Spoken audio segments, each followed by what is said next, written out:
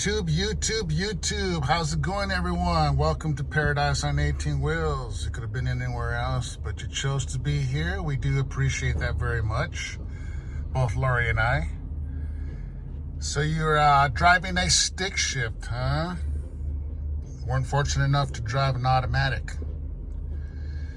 Well, if that's the case, I mean, most of us do drive automatics, but if you did get stuck with a truck, or assigned a truck that's stick shift, and you're having difficulties shifting gears because you can't get the pattern down quite yet.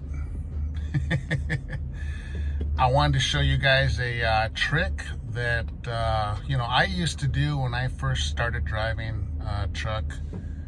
There was no automatic trucks then. Everything was all stick shift, 10 speeds, and even more. So we have a splitter. I'm not going to go into all that, but I want to get you guys all confused, and I don't want to make this video too long. But anyways, back in the day, I used to draw out a cheat sheet, and I'd stick it on the dash, and when I'm driving, I just, every time I'm going to shift, I'd look at that sheet that I made out, and it really helped me learn how to shift gears. Well, Lori did the same thing when she went to truck driving school, and she drew this diagram out for you guys on our channel, and I wanted to share it with you, kind of give you an idea that if you're driving a stick shift, you don't have to don't let your pride get in the way. Everybody learns different, and there's nothing wrong with having a little cheat sheet taped to your dashboard when you're driving a truck, and it kind of just gives you it kind of coaches you in a way, and so you don't forget on which way to shift the gear when you're shifting. So let me get that out for you guys. Can you guys see that? So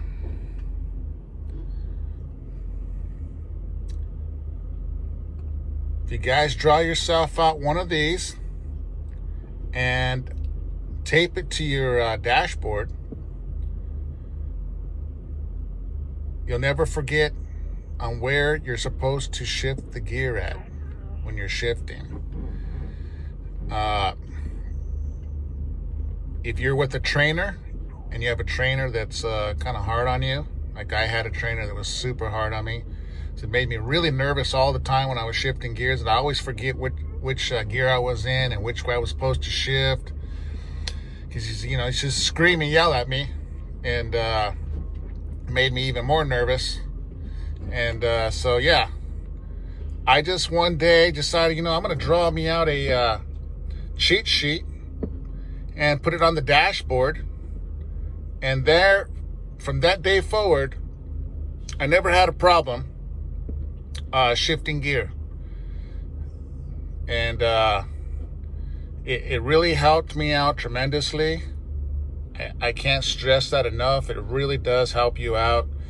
And before you know it, you become an expert in shifting. Now, it's not going to happen overnight. This is not a miracle pill. Practice takes perfect in trucking, okay?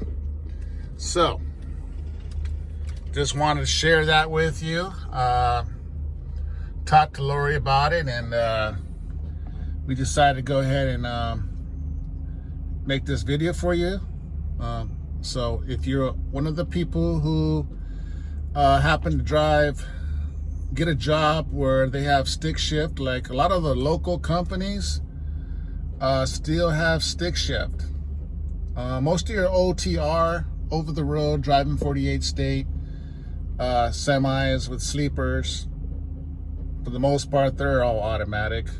I'm sure there's still some stick shifts out there, but for the most part, they're automatic. So if you do happen to get a truck or work for a company that have stick shifts, just draw yourself out one of these diagrams right here, little patterns, stick it on your dashboard, and every time you shift gears, look at it. And before you know it, I promise you, you'll get good. You'll get real good, and then before you know it, you'll be floating your gears. You won't use the clutch no more. That's floating the gears, is not using your clutch anymore. And but first things first, learn how to shift gears the right way, the normal way, using your clutch. And then eventually, maybe I'll make a video on how to float gears. I just have to get me a truck with a stick shift in it, and maybe Lori could be sitting in the passenger seat while I'm floating the gears. But floating the gears is another way to shift gears, and it's really cool because you don't have to use the clutch, and it really saves your knee. And so anyways, I don't want this video to get too long. We do want to say thank you for watching our channel. We do truly appreciate it. As you guys can see, it's cloudy here. Temperatures are getting ready to drop again here in Seattle.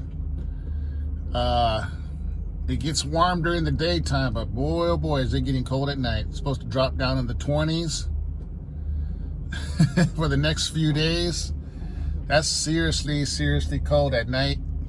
So for those of you that are from California, Arizona, and Texas, and you want to move to Seattle, I just want you guys to know what you're getting yourself into when you move over here. It's not warm here.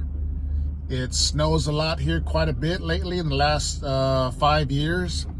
It seems like it snows more and more every single year.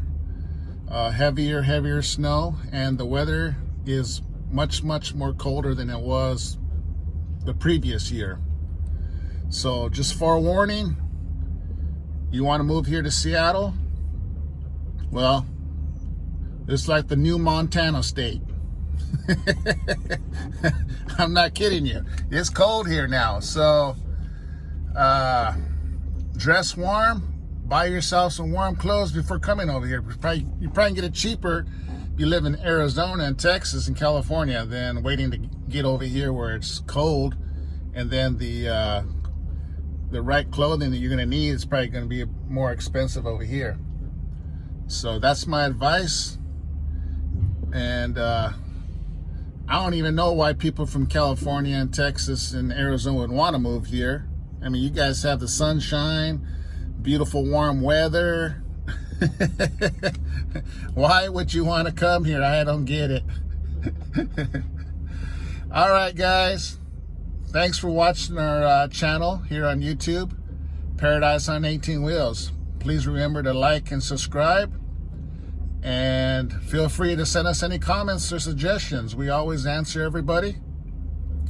Thank you again so much. Bye-bye.